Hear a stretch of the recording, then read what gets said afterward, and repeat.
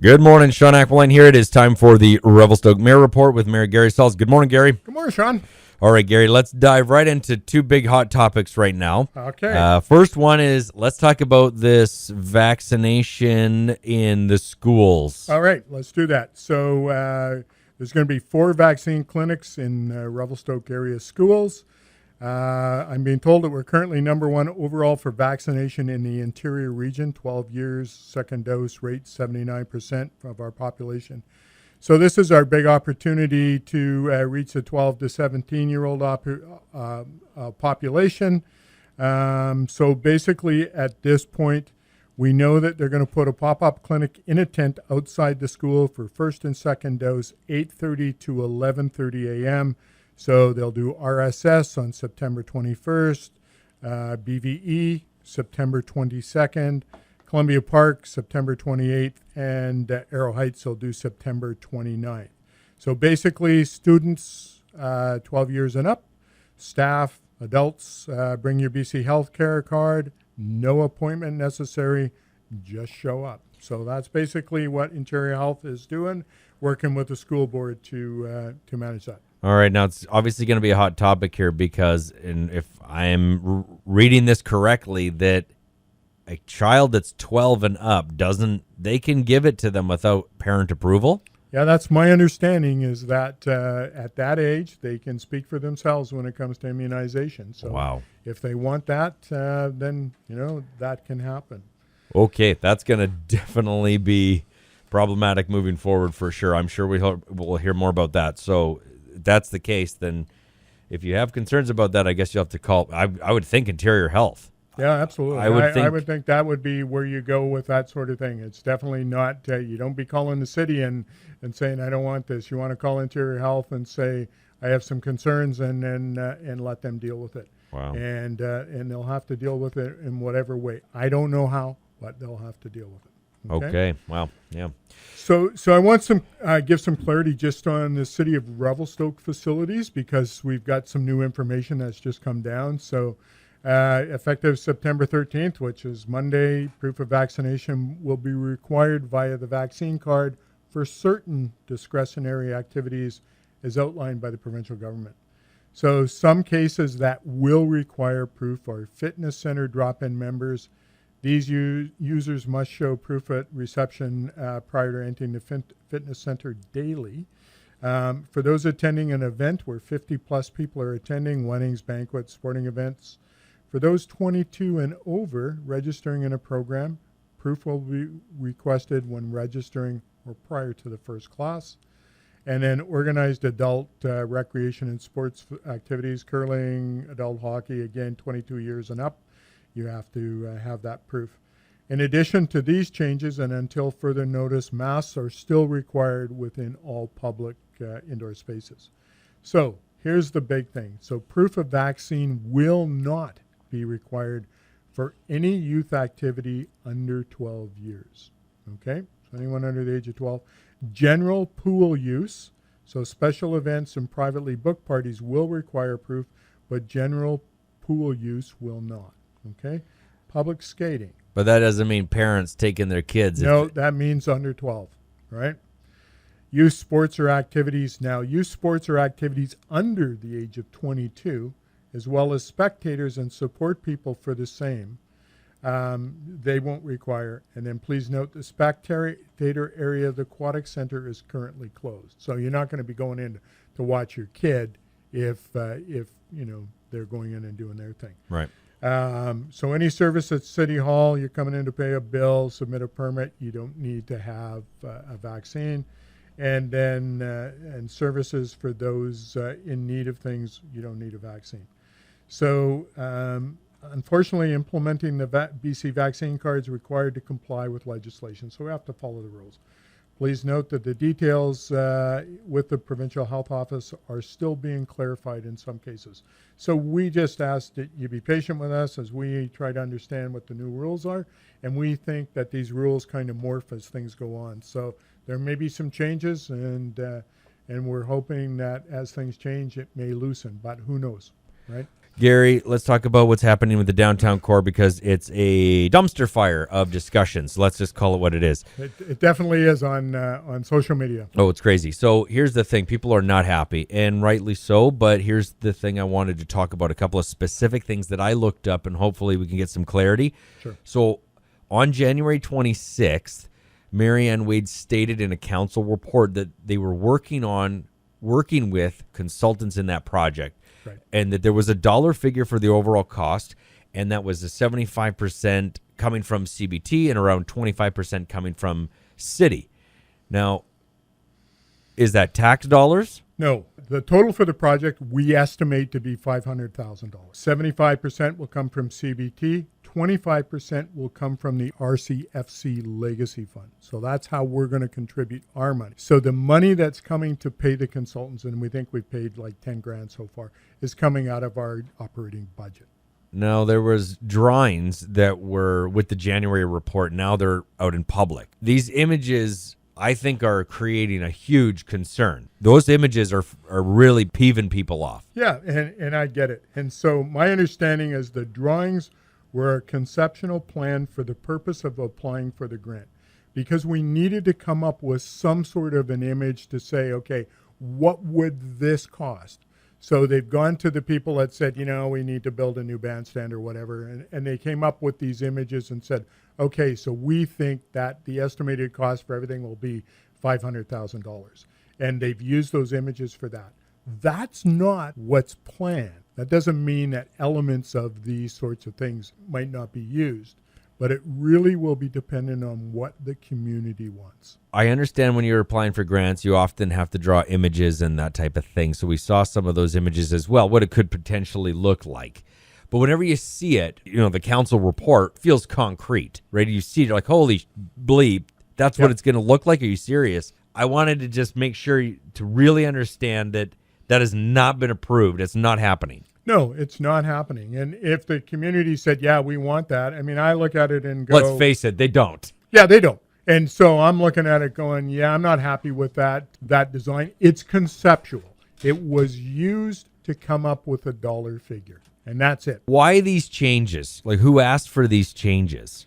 So the arts group came to us and said, listen, we're not happy with the sound that's coming out of the gazebo, but make some changes so that there's better sound coming out from the musicians. So at that point, they came to the city, the economic development department as well, and kind of looked at that and said, okay. Then we hear that CBT said, oh, well, we have money for grant money for this sort of capital project. Apply for the grant and see if you get it. And so they applied, they get the grant. That does not mean that it's a done deal. I have a question about the consultants. So we ultimately pay for the consultants to determine what we potentially could see for the group that wants to see the change. If this were to happen, operative word, it's not been approved, correct? Yeah, that's correct. Okay. So how does this potential $500,000 bill break down based on CBT City and the group that wants to see these changes? And so my understanding is all the money that goes to the project of $500,000, that's for capital.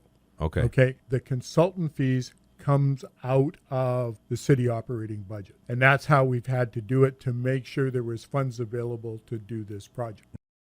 One of the other major concerns was the narrowing of the street. There was talks about how that could potentially be changed too if this were to go through. But also the bricks. There's a lot of love in those bricks, and all of a sudden to just see that uprooted is a deep concern. It's a major staple down there. It's our postcard image. Yep, exactly. Why would we want to remove those bricks, something that's so historic and is a staple for our trademark look? I understand electrical upgrades, but the bricks are a big deal. And so my understanding is if we were to narrow the street, the bus stop would have to be moved somewhere else. That would have to come out. My question about if we're lowering the curb, what does lowering the curb mean? Does that mean we're raising the street? Does that mean we're lowering everything down? Or what I was told was, no, that means we're going to slope off where the curbs are now, make a bit of a slope so that people in walkers and wheelchairs can just get up there with ease. So that's where we're at. I'm asking, what's happening with the brick? Are we keeping the brickwork? Is that the intention? Yes, that's the intention. But there will be a survey going out to the community for everyone to weigh in.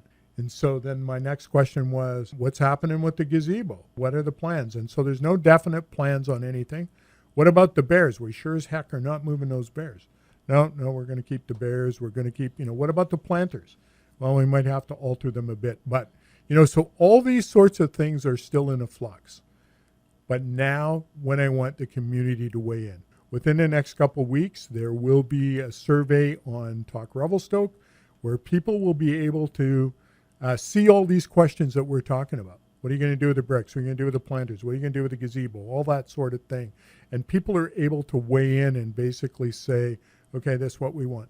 There is a steering committee here in the community that has been engaged, that part of other city committees that residents are basically sitting on, that are going to give some weigh in as to what they think the community will want. And then the community as a whole will be able to weigh in and say, yeah, we want it, or no bloody way. Because people feel, from what I'm gathering, that it's already a done deal. They could go ahead and write the most poetic letter and it's not going to be heard. It doesn't make a difference. They've already made their choice. And so we know that there's several people in the community that are listening to what's going on. So our Director of Development Services, Marianne Wade, our Director of Parks, Rec, and Culture, Lori Donato, our lead consultant, Denise Cook, and then our coordinator for the City of Revelstoke, Lisa Sear, are all listening. I don't have an email for them. Well, that's not hard to find. But basically, if you're going to weigh in and you're not comfortable with registering and going on Talk Revelstoke, then send an email to one of those through the Revelstoke email. And if worse comes to worse, send it to me and I'll forward it on. So gsulz, S-U-L-Z, at revelstoke.ca. Send me your emails. I'll forward them on so that they get registered and people are able to give their input, because I want to hear from everyone in the community who feels that they have something to say about this. Obviously, this is a good example of finding better ways to communicate with the community. Right. And I do hope that the city staff and everyone else goes back and says, this is a great example of how things can get way out of control. Absolutely. And from what I'm gathering, you're telling me and telling the listener that as of right now, that is simply a proposal. Let's say the entire community, let's call 96% of the community says, no, this is BS. I don't want to see anything. You want to do upgrades, electrical, this and that, go ahead, but nothing changes aesthetically. What happens then? And then it stays. It stays. We're not going to make those changes. Yep, we need to upgrade the electrical. We may need to upgrade, like you're saying, other infrastructure, that sort of thing. But if the community says, no, we don't want this, then we're not going forward with it. So then we just forego the grant. Or could that grant potential? I know that you'd have to look at the guidelines of the grant, but could that potential grant be utilized in the same capacity, but just not altering, but in other ways to enhance it without changing? Well, definitely the grant is for capital projects. So whether that means that we have to do a new capital project, not refurbishment, I don't know. Okay. So we'd have to look at that. But worst thing to happen is the grant goes back to the CBT and we don't use any of the legacy fund. Or maybe the grant goes back and we use some of the legacy fund to do the upgrades and whatever else. But the point of the we fact... We could reapply to do something from the Tetra block down. Well, there we could, right? Okay. So there's all kinds of things that can be done. This, as proposed, is just a conceptual plan. This is not a done deal. So we want to hear from the community. I want you to basically weigh in. If you don't want to see this, if you're happy with what way things are, I love the downtown core. I look at it and say, you know what? There was a lot of work went into there from previous councils, previous mayors, previous residents. This is where the residents need to weigh in. They need to tell us what they want. We're looking at other avenues to communicate. I want this engagement process to be basically fulsome. How do we get out to the community and get that information? Going on Facebook, ranting isn't going to get your opinion to where it needs to go. But we want to hear what you have to say. And so if you basically want to send us an email, or if you want to register on Talk Revelstoke and give your opinion, by all means, let us know what you're thinking and why. And, I look at it and go, everybody has an opinion, and your opinions are valid. Let's hear what you have to say, and let's get on with this. Okay, I just want to I know that we've said it a few times. I just want to be very, very clear for those that are wickedly upset about it, that you said this was a concept. Yep. Nothing's been approved by yourself, by council. No. And that if the town comes out in droves and says no, then nothing changes. That's exactly it. What happens if for some reason, I don't see this happening, but what if for some reason you don't get a huge response? I still want to hear what people have to say. And so what happens if we get 10 responses and every one of them are no, right? I'm looking at that going, well, it's sad that nobody's weighed in, but to me, that's telling me that the community doesn't want it. But what I'm saying to people, if you have an opinion, and I know everybody does, most of the opinions I've heard are going like, Gary, what the hell are you guys thinking? Let's leave it the way it is. If that's your opinion, or if you feel that, yep, we need to have better sound, we need to do whatever, let us know.